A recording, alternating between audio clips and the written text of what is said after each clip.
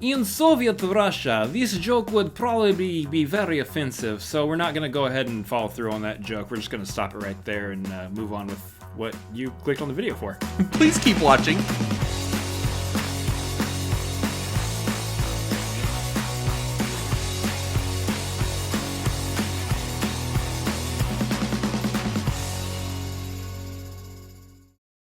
What's going on, y'all? We are the Cinefanatics. My name is Robert Adams. My name is Chris Adams. And we are coming to you here today with a spoiler-free review of Black Widow. Finally, this movie has been released and we are able to see it. A year-long tease, jeez. Which is funny because we actually say that for multiple reasons. One, there wasn't a Black Widow movie released in Phase 1 of the MCU.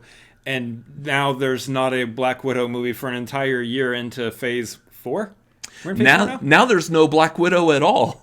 They had to go back and make a movie now that she no longer exists in the MCU. So, spoilers for Endgame. I mean, you've already seen it. You probably watched it 1,000 times since we couldn't watch Black Widow last year. This was supposed to be spoiler-free for Black Widow. It's not spoiler-free for Endgame. She dies in Endgame. So here's the thing about this movie. It's not Endgame. No. I'm jumping right into it here. This is a much more personal story, and I actually kind of like that. I think we'll talk about kind of the breakdown of how that actually works with everything else, but I like that it's a much more personal story. I like that we get a much more, say, grounded, so to speak. You don't have like that vast space that the MCU typically works in.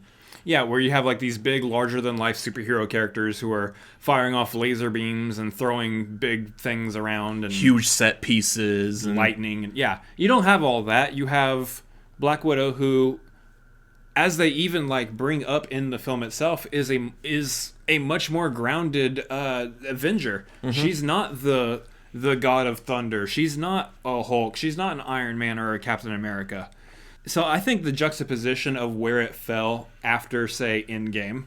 I know we had Spider-Man Far From Home after Endgame, but where it fell in relation to Endgame actually was a pretty genius idea, because you're not getting a bigger spectacle fresh off of Endgame. Yeah. You have to bring it back, scale it back to recalibrate so that we can move on to the next big spectacle in the MCU.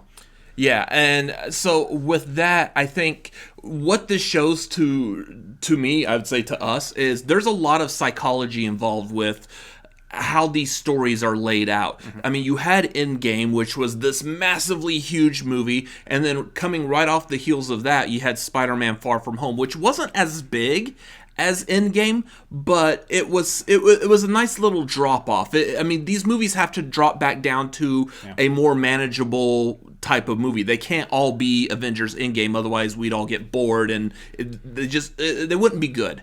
So it needs to come back to a grounded place so we can start building back up to the next big best thing that's going to happen in these movies. The issue with that, though, is it is a very simplistic story. Mm-hmm. There's not too much here. It's a very simple idea. She's a hero. She's going to continue to be a hero. But the waiting over a year kind of like felt a little detached off of that steady decline off of Endgame.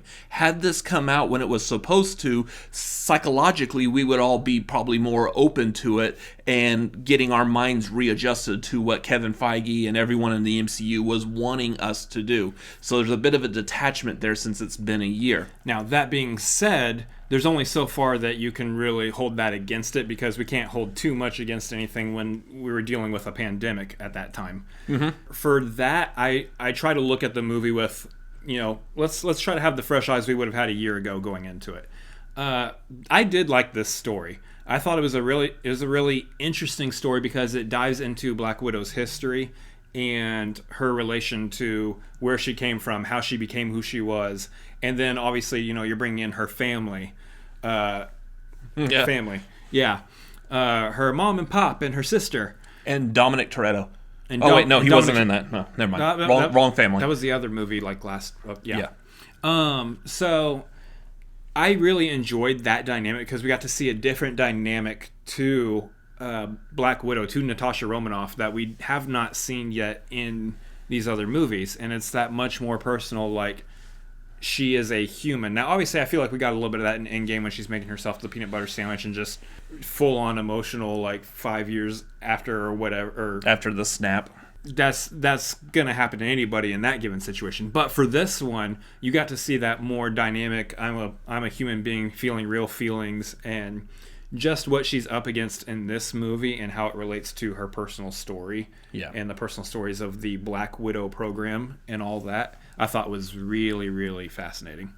Yeah, the other things that I liked about this, looking at the rest of the cast, because for the most part, there really isn't like too many other people in this movie that really have had a hand in the MCU. Of course, we have General Ross, but that's really it for the most part of your connection of faces to the rest of the MCU. What we did get was her family, as we said. I think probably like they all did great. The dynamic that they had there, all the actors, the characters they played were fantastic. But obviously the standout, and for good reason, was Florence Pugh. Obviously these movies are meant to put, or this movie is meant to put a spotlight on her, because she will be our new Black Widow from here going forward. And I think they did a fantastic job of basically passing that, what is that baton thing that the Black Widows use to beat people with? Like Baton. Yeah, the passing of the baton. Hey, good word choice. Yeah. So that's what this movie definitely sets up, and I think it does it beautifully because, yeah, Florence Pugh was a major focus of this movie. Calm down, Fritz. She's going to have a stick of her own one day. Yeah. Okay. That was a Dum Dum Dugan reference for all those of you who have not yet seen Captain America: The First Avenger. That's right, a fellow baton lover. Yeah, Florence Pugh is definitely a highlight. I mean, I will also say, like, real quick, The Red Guardian. the Red Guardian. As a character, he was a lot of fun. He was a lot of fun to watch. Everybody did a really good job. But I think, yeah, the main highlight here is Florence Pugh. Just because I think that as an actress, like, her rising up in the ranks right now, her coming of age in the world of acting and seeing all the stuff that she has done and has been a part of, it's really fascinating to watch her career and watch her growth. And here we're seeing someone who's just feels like a veteran performer at this point. Yeah. And to step into the MCU and just melt right into that world. She felt like she fits right in, like the perfect puzzle piece right into this. She fits right in, and she feels like she's going to fit right in going forward. Like, she's a character who I'm going to be very fascinated to watch in further TV shows, movies, anything that her character is a part of. Mm-hmm. But, I mean, overall, like, I think we talked about the dynamics between all of them. I think the dynamics were great, especially when it came down to, like, action sequences, too. And that's one big thing is, like, we're talking about people who do, like, fist to fist type of fighting styles. Not so much like superhero powers and stuff. Yeah. Just straight up, just good old-fashioned street fighting type of... Right. And so, like, you have to have good action sequences to back that up. And the inclusion of a character named Taskmaster in this was actually really good, too. For those of y'all who know the comics, we got Taskmaster in a movie. That's just wild. Here's the thing. If you're not that nerdy, you don't know what I mean. But I mean, just trust me, it's wild. It is wild. The problem, though, is I think that they could have done more with Taskmaster. I do like the angle they took, and I'm not going to say what that angle is, but I do like the angle they took on the character. It's very different than the comics. It is different than the comics for sure, but we still got some of that comic flavor in there. And what we saw of that, I really enjoyed. I would have liked to see more from that, but I think for the character, the type of character that Taskmaster is from comics to screen, I think this is about the extent that you're really going to do with that character anyway. This is a character that's definitely more emotional to the story. The fight scenes, the choreography, everything in this was fantastic. The end battle was pretty good. Like, I mean, talking about big set pieces, this one was a pretty good big set piece, even though we've seen something similar to it before in the MCU.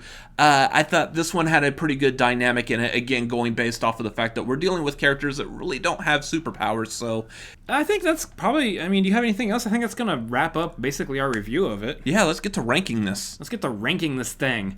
I'd say, like, here's the thing. I enjoyed it, I did, but as far as, like, a major, like, MCU movie, it doesn't have as big of a scale. It's definitely a little more personal. I think for that, you know, I want, like, the big action sequences. I'm stuck here. I think I want to go like a 7.5. I think that they probably could have done a little bit more with it, but just based on what the story was and what we were presented, it was still very enjoyable. Yeah, I think for me, kind of the same idea. Mine definitely is because of that detach from it not being released at the regular time. I think it would probably be better for me if I go back and I do a rewatch of, say, like Infinity War, Endgame, Far From Home, and then Black Widow to really get what they had originally in mind with how to watch this. Yeah. But because of that, it is a smaller story. It's not as strong. I still liked it. I know it's going to be enjoyable on rewatches. I'm going to go with a 6 on this, just because I know it's going to be good once it's watched the proper way that it was intended to be seen. Yeah, the thing is it's nowhere near the worst that the MCU has done, and even still, the worst that the MCU has done is still an entertaining movie to watch. So, yeah. The other thing I want to touch upon real quick while we're wrapping this up is if you have the opportunity to go see it in the theater, if you want to go see it in the theater, go see it in the theater. There's a lot of good set pieces in this movie that would be fantastic to see on the big screen. I will say I almost teared up a little bit with the whole Marvel Studios logo on the big screen. Oh, yeah. I haven't heard that in forever. I was listening on my cell phone before going to the theater, just like, this is what I've been used to hearing for the past year. Now I want to hear it on the big screen, and it was super enjoyable. That's going to do it for this. If you liked this review, make sure you drop us a like. Comment down below. What did you think about this? Also, make sure you help us out. Hop on our Patreon, patreon.com/Cinefanatics. We have a lot of fun stuff over there, including movie watch-alongs and monthly movie trivia hangouts. So hop on that Patreon. Come back and join us Tuesday nights for The Tagline. That's our flagship show where we talk about movie news and everything going on in the world of movies. Box office numbers. It's a lot of fun. We do it live. Yeah, come join us then Tuesday nights. Otherwise, all you got to do left here is just make sure you share this. Share this with your friends and family. Let them know. Follow us on Twitter and Instagram at Cinefanatics MLP. Of course, you can follow me at Robert Adams MLP, Twitter, Instagram, and Letterboxd. Him, Chris Adams MLP, Twitter, Instagram, and Letterboxd as well. And then just subscribe. You can hit the subscribe button that's right down below. There's also a subscribe button that's up here above our heads. Over here off to the side are a couple other videos that we have made. And as always, in Soviet Russia, movie reviews you. I did the joke anyway! Now y'all can leave if y'all don't like it. You can click off now. Later. It's cool. Bye.